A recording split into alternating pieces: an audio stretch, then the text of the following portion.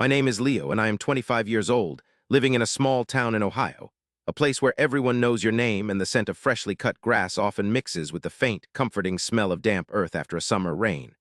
Most days, you could find me working odd jobs around town, patching roofs, fixing leaky faucets, or tending to gardens. My hands, though young, were already calloused and strong, a testament to the hard work I'd put in since I was old enough to hold a hammer. My dream wasn't grand, just steady. I wanted to open my own small handyman business, a place where people could trust me to do honest work for a fair price, just like my father used to do. He passed away a couple of years ago, leaving me with our modest house and a heavy sense of responsibility. I missed his laugh, the way he'd hum off-key while fixing something, and his unwavering belief that a good day's work was its own reward. But keeping the house, paying the bills, and saving for tools and a beat-up old truck of my own felt like trying to climb a mountain made of sand.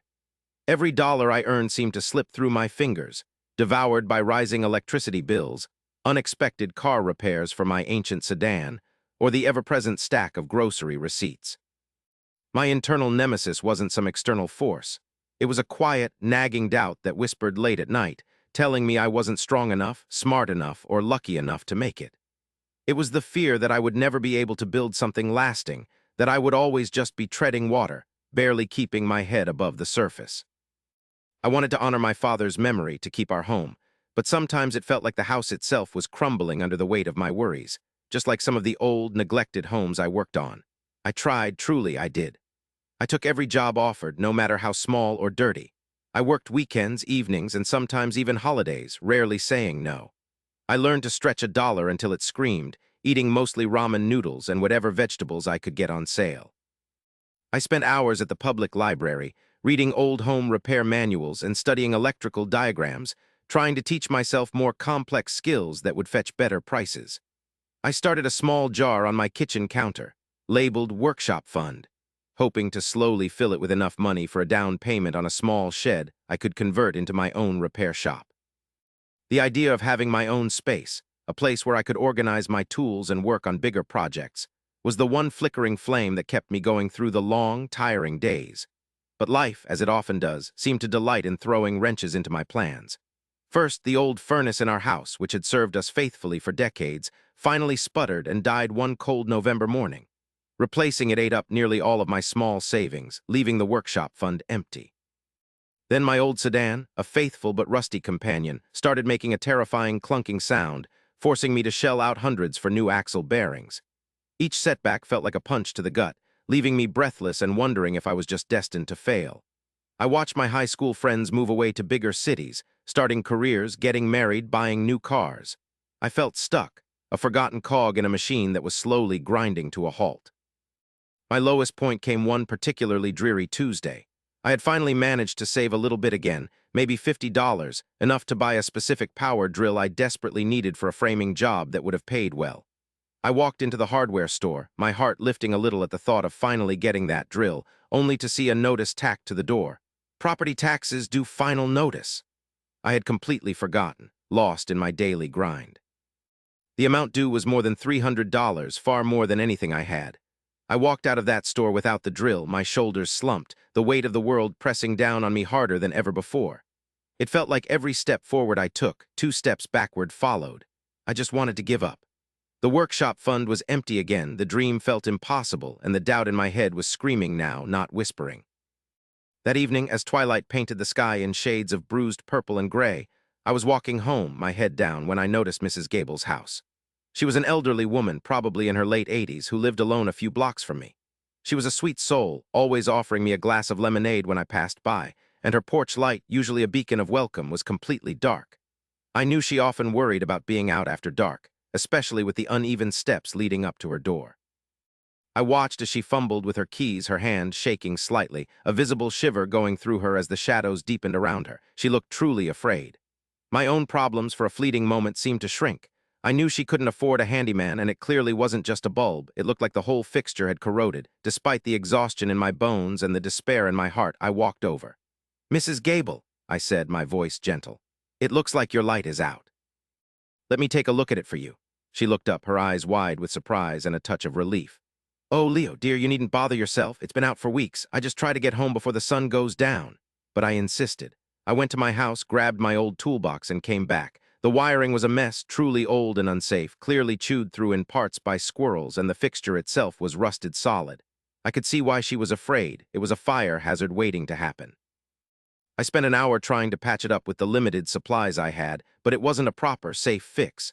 I knew what it really needed was a whole new fixture and a section of new wiring, something I couldn't afford to just give away right now, and certainly didn't have in my worn toolbox. My heart sank further. I was trying to help, but I couldn't even do this one small thing right. I felt like a failure even when trying to be kind.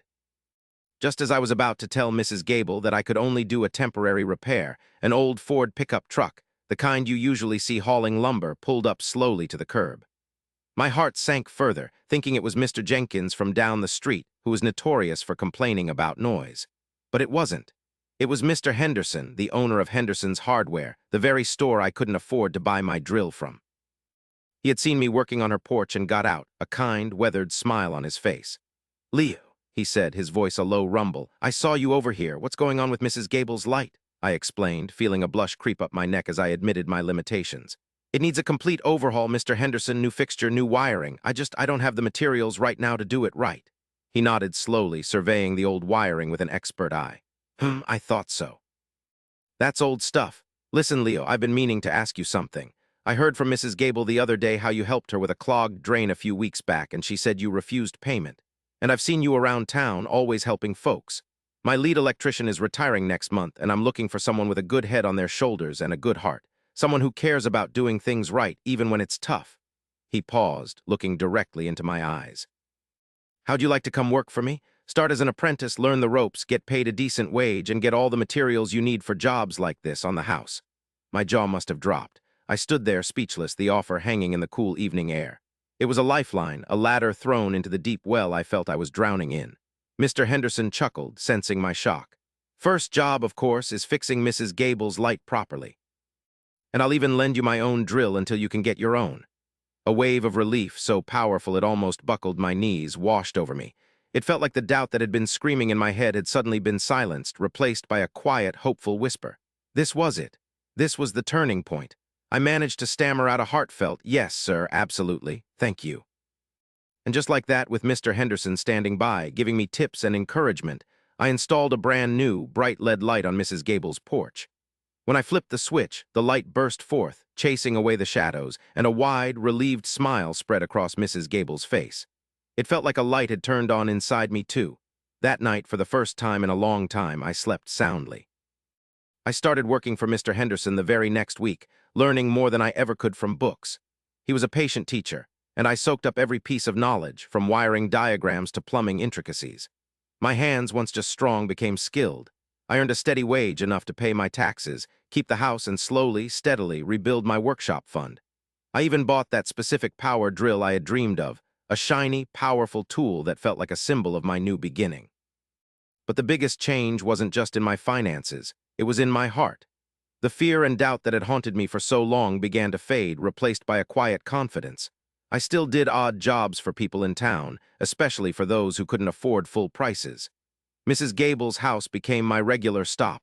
I'd check on her, make sure everything was working, and she'd always have that lemonade ready. I fixed Mrs. Peterson's leaky roof and helped Mr. Davies install new safety rails in his bathroom, all with a full heart. It felt good, truly good, to be able to help without constantly worrying about my own struggles. I understood now that Mr. Henderson hadn't just given me a job. He had given me a chance to build the life my father would have been proud of, a life rooted in service and connection. One sunny afternoon, months later, as I was sweeping out my newly acquired small workshop shed, it wasn't much, but it was mine, I stumbled upon an old, dusty, leather-bound journal tucked away in a corner. It was my father's. Flipping through it, I found sketches of tools, notes on repairs, and then on the very last page, a faded entry in his familiar handwriting. "The best way to light your own path, son, is to light someone else's." A single tear rolled down my cheek. It was a small twist of fate, finding that journal just then.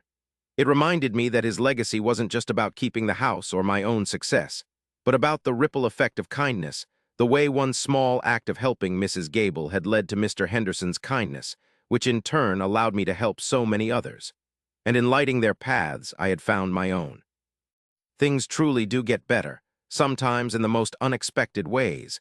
illuminated by the kindness of a stranger and the quiet glow of a newly fixed light.